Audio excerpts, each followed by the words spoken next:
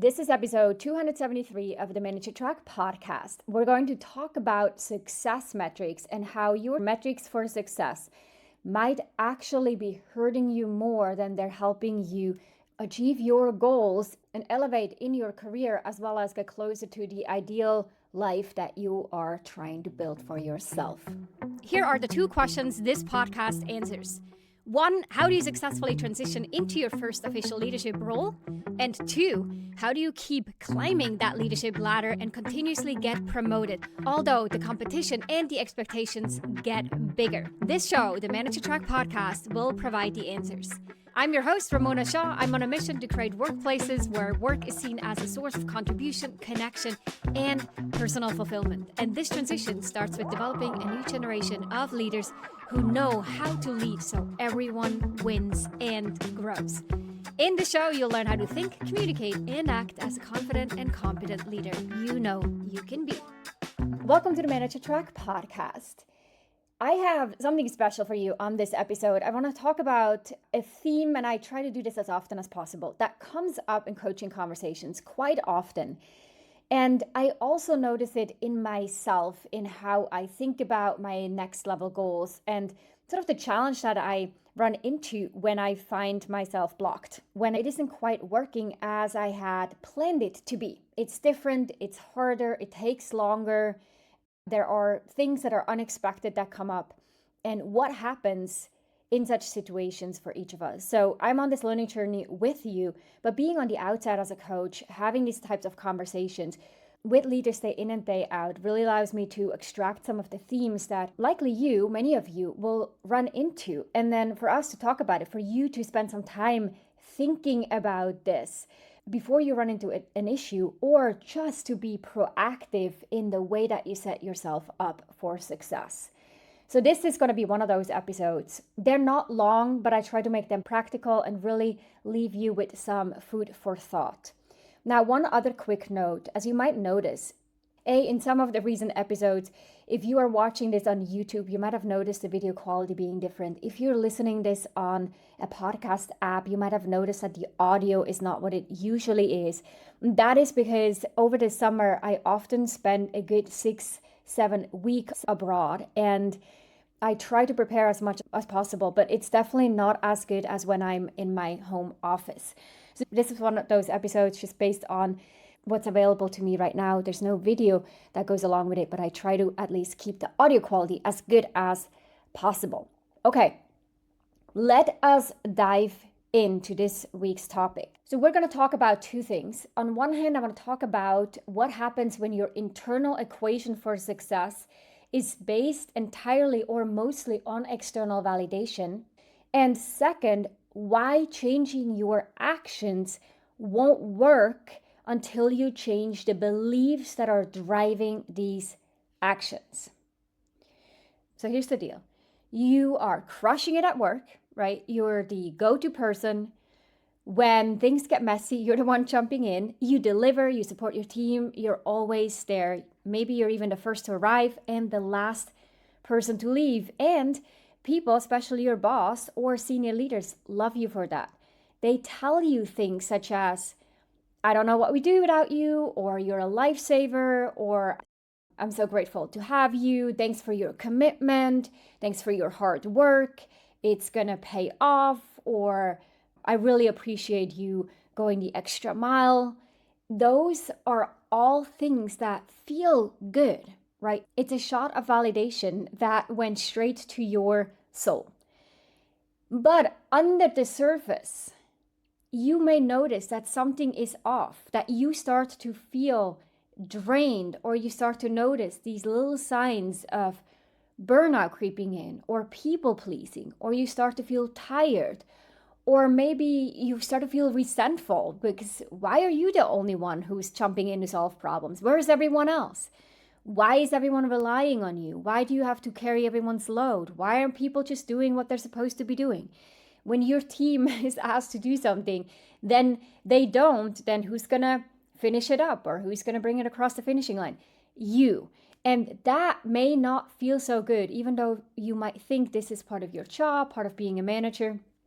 That's a story for a different episode. But if that is your belief, you might still sort of like harvest the frustration and the annoyance inside. Maybe it's that your evenings have turned into nothing but recovery mode, right? You're too tired to do anything at night, too tired to do anything on Friday. You just want to relax. And so while all this is happening, you might even be in an environment, in a culture where they're promoting work-life integration or family life and boundaries to take your time off. And you might even tell your own team members to do all that. But when it comes to you, you're not doing that. And so in such a situation, we do have a misalignment on the success metrics, but we also have an underlying problem here, which is that second part that I want to talk about in terms of your beliefs that you have about your work. But let's start with the success metric. I refer to this as a success equation. They are not service level habits. Your equation cannot be sort of tweaked with a new productivity app or a different calendar system. It is what drives you. And so if you're looking for the validation, the recognition on the outside for someone else to tell you or to signal to you through promotion, through added responsibilities, through praise, through approval in some way, that you are on the right track, and that is the thing that motivates you, then your entire being and your actions will be geared and you're incentivized to seek that approval. You're constantly doing something looking for the recognition, the approval, the great job, thank you so much, pat on the back. And it seems, when we think about it and take a step back, it seems a bit like, yeah, no, I don't do that. That seems petty. I don't need positive feedback. I don't need the recognition as much. But really be honest. It's not something to be ashamed of. It's actually how we're wired to a degree. But the problem is when this is the main driver, you might underneath totally ignore your internal success metric, because everything is geared to meeting other people's assumptions, other people's metrics of success for you. So me looking at myself, for example, and I said, hey, I want to work out every day, or I want to have enough time to go to a conference every so often, or I want to have an hour to sit down with my kids when they come home from school. If now that thing that I'm pursuing, these are ideals, this is what I would like to do, if that is now at odds with me getting recognition from someone else, what do you think is going to win? Is my internal sense of success, my personal goal, what I think will lead to the life that I try to create, or the person I want to be, or the thing I want to be, or the goals I aspire for myself. Am I now prioritizing that, or am I prioritizing the metrics someone else has put on me for my professional success? Am I now not sitting down with my kids when they come home from school, or skipping a workout because I know that if I do that and then I deliver something, I will get that recognition, that outside reward that's driving me? Now, as usual on this podcast and in my world and with all my clients, we're not in la la land. We all know that this is not black and white. There's a lot of gray zone where you're going to just have to compromise or sacrifice, in fact. You might not be able to go on your run over lunch if there is an urgent matter going on with a client. You might actually have to skip your run to solve this client issue. That happens, and it happens for the vast majority of us.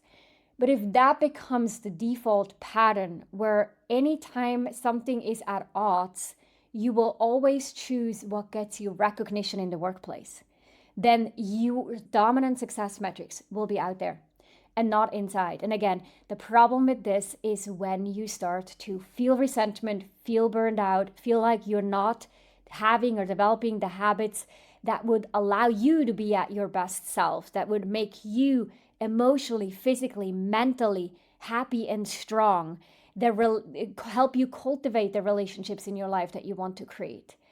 And if you don't even know what those goals would be or what those habits would be, then that's the first place to start. But even if you do know what they are, and anytime this is at odds, you choose the outer success metric by default because you are craving that reward from someone else, that's the thing to investigate. Okay, I think I drove that point home. Have you checked out our masterclass on how to succeed as a first-time manager yet? This is a 40-minute free session that will help you better understand how you as a first-time manager can set high standards without coming across as being pushy or bossy. How to make sure that you're not failing your team, but you're really clear on what your role is and you're living up to it. How to not avoid confrontations or sugarcoat your feedback, but be caring and be direct. As well as how to get yourself out of the weeds and really lean into the leadership position and into the leadership tasks that only you can do, so you'll perform better at the end of the day and your team will be empowered and will deliver greater results as well. Those are just a few of the topics that we'll address in this free masterclass. If you haven't registered yet, head on over to arkova.org/masterclass and we'll see you there. I'm going to now talk about the second problem, and those are our core beliefs and how we think this world works. What we think makes us valuable and what we need to do to earn our place or to achieve whatever we want to achieve. So for example, in my own life, growing up, I believed, truly and deeply believed, that hard work leads to success. The harder you work, and I don't mean like physically hard, I mean the longer hours you put in, the more successful you'll be. That was totally my belief. It was so fundamental and so like ingrained that if I was questioned on this, it's like someone questioning gravity. It's like, wait, what are you talking about? This has been proven. Like I can see all the ways that my belief has been proven in this world. All the entrepreneurs who talk about it, all the successful people that I see how hard they work. And I would totally ignore all the examples that are counter to that. All the examples of people who had fun at work. All the examples of people who were running marathons and triathlons and would train multiple hours a day for that hobby. All the people who would stroll in at 9, 10 o'clock and leave at 5 or 6. All the people who were getting promoted and were successful, but also had kids at home that they took care of and they spent time with.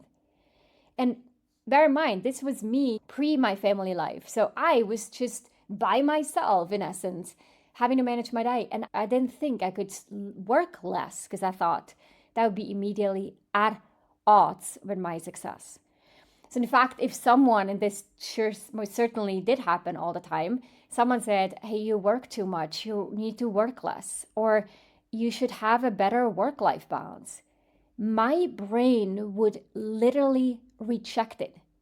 Not because I didn't want the balance or I didn't want to work less, although I loved work and I had fun of it. But that wasn't the point. The point was that I rejected it because the equation in my head was screaming, that's so stupid. That's like self-sabotage. Why would I want to work less when working more is what got me here into this great role? And it's definitely what will get me to the next position. Look around, like read the room, everyone's working hard. What the heck are you talking about? It's like someone telling you to stop breathing because they think that's bad for you. Like, no, that makes no sense. I'm not doing that. That's dumb. And so that's exactly what's happening when you should, for example, set boundaries, or when you should leave work early, or when you should stop saying yes to everything. But you just sort of like can't seem to make it stick. It's because your belief is counter to the thing, the action you're being told to do. If I tell someone, hey, when you delegate work, don't just delegate a task, but delegate ownership. Like, let them figure out not just the problem, but also the solution. Like, let them own the whole thing. Don't parachute in trying to solve it and then jumping back out. Let them struggle a bit. That's okay. If someone may intellectually get that concept, but internally, if their belief is, I, as a manager, am responsible for the well-being of my employees, and I need to make sure they're happy, and I need to protect them from struggles. I need to help them. I need to be the one who's removing the roadblocks, and I am responsible for them being successful. And all that, by the way, sounds pretty good, stuff that you read in leadership books. You get plenty of affirmation that that is exactly what a good manager does. And so now here I come, here as like me, Ramona, as a coach, and I say, let them own it. Like, imagine you're on vacation and you cannot be reached because you're hiking up Kilimanjaro. What would they do? They can't reach you. Would they figure it out? And if you tell me, or my client tells me, yeah, I think they probably figure it out, or they might go ask our lawyer, or they might go ask this other person. They'll figure it out. Okay, then let them go through the journey, because when you're not the first person to resolve it all, they learn how to think more critically and beyond what they're currently thinking about. They will become more resourceful, and they actually are likely going to rise to that occasion. You're leaving a vacuum when you leave, when you're not available. And they're going to fill that vacuum. That is how you support growth. Not with everything, but it is a way to develop your employees and to delegate not just a task, but ownership of something. And as long as I talk about this with my client who might have this other core belief about what kind of manager they need to be, should be, or what a good manager is in the first place, they, again, get this intellectually, but they will not implement this in a sustainable way. They might do it a week or a few days after I have a conversation. They're like, this is one of those times I have to push back, or I have to ask them to solve it on their own, or to go ask someone else. This is one of those things that I talked to Ramona about. So let me do that. And they'll do it, and they feel guilty. They don't feel good. It's uncomfortable. But we all know this is where growth happens. So they're sticking with it. They're like, yep, this is uncomfortable. I'm still going to do it. Let's see what happens.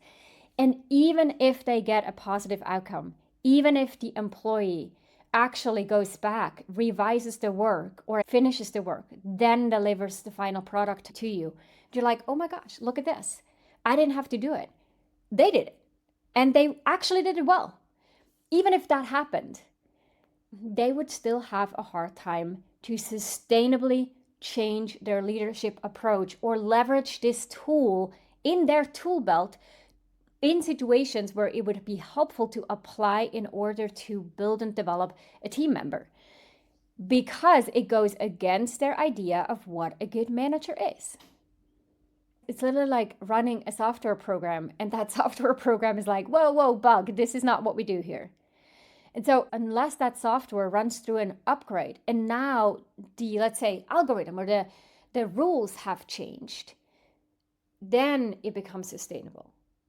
So if you think the more that you sacrifice, the more worthy you are, or the more you support others, the more you earn your place as a manager, as a leader, or that the more you give, the more recognition and praise you should receive. And that's a good thing, right? Or the more recognition and praise you receive, the more successful you are. Or to go back to this earlier example, or to be an admired, successful manager, you have to support your team members and remove their roadblocks and make things easier for them. You have to help them.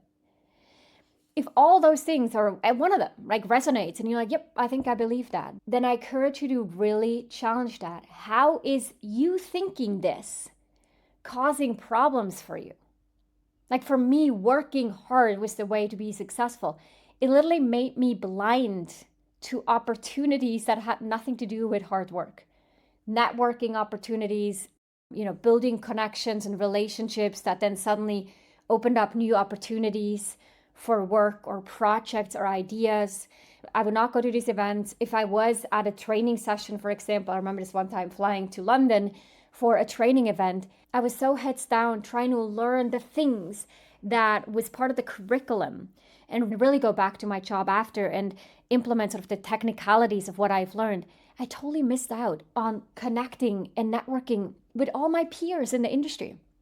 We're all there because they had similar jobs to mine, to exchange ideas, to stay connected afterwards, to genuinely get to know them and their work. Such a huge lesson, in addition to actually coming home with the technical knowledge, I realized on my way home how I just fell into this trap of being so focused on the work that I forgot the other things. And I started to pay attention, and suddenly I started to realize, like, hey, there's this guy here who leaves at 6 o'clock on the dot every day. And you know what? He was 2 levels above me and successful. People liked him. People liked working with him. He was doing well. Suddenly I became open to seeing alternative path, to seeing how someone is actually debunking my belief that hard work is the thing and the only thing that leads to success. This is my example. I'm sharing this to hopefully inspire you to think about what are your examples where you're actually limiting your growth because of a particular or multiple such strong internal beliefs. And also to notice that when someone tells you to do something and it sounds reasonable and you just have a really hard time making that thing stick, you do it for a little bit and then you go back to your old ways. It's not that you don't have the discipline. Okay, maybe that could happen. But it's a lot more likely that you're forgetting that there's underneath the action, there needs to be some kind of belief that supports that action. The belief that you need to be the one solving problems for everyone else first, and that's what makes you successful when no one around you has any problems left because you solved them all. You will not delegate more ownership and let people struggle. That won't work. So part of coaching, by the way, is to identify those things because we often can't see it. We can't read the label on our own jar. Or as someone told me recently, the eye can't see itself. So while you might know what to do and you might even advise other people to do that thing that you're actually not doing, it's not that you're being hypocritical intentionally. It's really part of genuinely knowing what you believe and how that then translates into your actions. And if you want to change your actions yourself, you want to do things differently, you want to build your emotional intelligence, you want to delegate more, you want to spend your time differently than you currently are, you want to create a better work-life integration, let's say, or you want to be more productive and focused, or you want to spend more time every morning preparing for your meetings so that you're less reactive, or you want to get better at giving feedback, candid, timely feedback. What's the underlying belief that you hold that might be getting in the way? And then the first thing is to find evidence that there is another way. Let's stick with that feedback example. If you believe that you being candid and clear and transparent with feedback, that you're going to hurt someone's feelings and that they're either not going to like you anymore or don't want to work for you anymore, or that they're going to feel demotivated as a result of that, look for evidence that that's not the case. Look for all kinds of leaders who give timely, effective feedback. And by doing this, they either go, the whole situation is neutral, or their employees actually have increased respect for them. They actually feel more motivated. They are more committed to this manager because that manager gives them feedback straight and gives them feedback often and in an effective way. So just look for evidence to debunk that belief, because clearly we're not all operating on the same software. Now, that software is totally customized. It's custom built just for you, and everyone has a custom built software. So if you see someone else do things that you think I should do that too, but somehow I can't figure it out, it is because that software is different. And then once you've gathered some evidence, then you can look at, okay, how do I reframe and find a new way to think about myself, or let's say my leadership? As an example, if you currently think the more I do for others, the more valuable I am. And then you start to think, okay, I've debunked that. I see that that's not true. That is only true for me as of now. And I see the impact or the negative consequence of that. So then what if I start to think the more I honor my own needs and boundaries, the more sustainable and effective my leadership becomes. And as a result of that, the more valuable I am. Does that sound true? If that sounds like a lie, then drop it and find something else. But if that sounds true for someone who would previously think the more I do for others, the more valuable I am, then that is this new belief to really remember. Put it on a sticky note, write it down, think about it, have it in writing in front of you so that you're often reminded. And when you have to make decisions or trade-offs, or let's say in this case, you have to leave at 6 o'clock, but you do know there's an unanswered email in your inbox, that it'd be nice to answer it, but it can honestly also wait. It's not urgent, it's not a fire drill, it can totally wait until the next day. Then let it sit there. Because now you do believe that the more you honor your own needs and boundaries, the more sustainable and effective your leadership, and hence the more valuable you are to others and the organization. Now, I'm going to sort of close the loop by going back to what we've talked about in the beginning with the success metrics. Instead of thinking about the external praise, now, especially when you do reframe your thinking, start to ask yourself, am I living by these new beliefs? Or ask yourself at the end of the day, not, did I deliver well, or did I get recognized, or is that what someone else expected? But how energized do I feel by the end of the workday? Am I able to be present with my family or friends when I get home? Can I wake up without hitting snooze and actually feeling good in the morning? Can I handle unexpected challenges, changes in plans without overwhelm or anxiety? Am I making decisions from a place of clarity, or am I being reactive? Do I only think about today or tomorrow and maybe the end of the week? Or do I have enough time to think about what's happening in a month from now, in a year from now, maybe even in 5 years? Do I like what I do? Do I get closer to my goals holistically, not just in the workplace? And so these may seem like small things, but they're actually profound indicators whether you're operating on success metrics that are set by someone else. And so you only know if you're successful by someone else's feedback, or are your success metrics based on your internal metrics? So I hope this was helpful and did provide that food for thought that I promised you at the beginning of the episode. Now, I want to also be clear, this is not something that's easy. This shift is challenging, and it's also not a sort of like a gradual step in progression. It's likely more 2 steps forwards, 1 step back, 2 steps forwards, 2 steps back, because your brain is going to resist it. It's going to tell you that you're either being lazy, that you're letting people down, that you're not being liked or appreciated, that you're not living up to your potential. And this resistance that's going to come up isn't a sign that anything is going wrong. It's actually a sign that you're doing something important. It's that you're challenging your software and updating it. You're trying to update it, but the current software is like, no, don't update me, because then I'm going to become redundant and I'm going to die, and I don't want to die and become redundant. Hang on to my software. And that's when you're like, no, I know it's going to be okay. Rest in peace. I am going to upgrade my software now. But that old software is going to make it known that it doesn't want to be updated and upgraded. So be patient with yourself through this process. And again, as I mentioned earlier, if you notice this for yourself, I can't highlight enough how much working with a coach, you can see this from the outside and support you through this journey, can help and benefit you. The chances that you're going to actually make it happen, change this for yourself, and 2, do it a lot faster and easier than if you're trying to do this by yourself. Okay, that is it for today. Thank you so much for tuning in to the Manager Track podcast. I will be back next week with another episode. I'll see you then. Bye for now. If you enjoyed this episode, then check out 2 other awesome resources to help you become a leader people love to work with. This includes a free masterclass on how to successfully lead as a new manager. Check it out at arcova.org/masterclass. The second resource is my best-selling book, The Confident and Competent New Manager, How to Quickly Rise to Success in Your First Leadership Role. Check it out at arcova.org/books or head on over to Amazon and grab your copy there.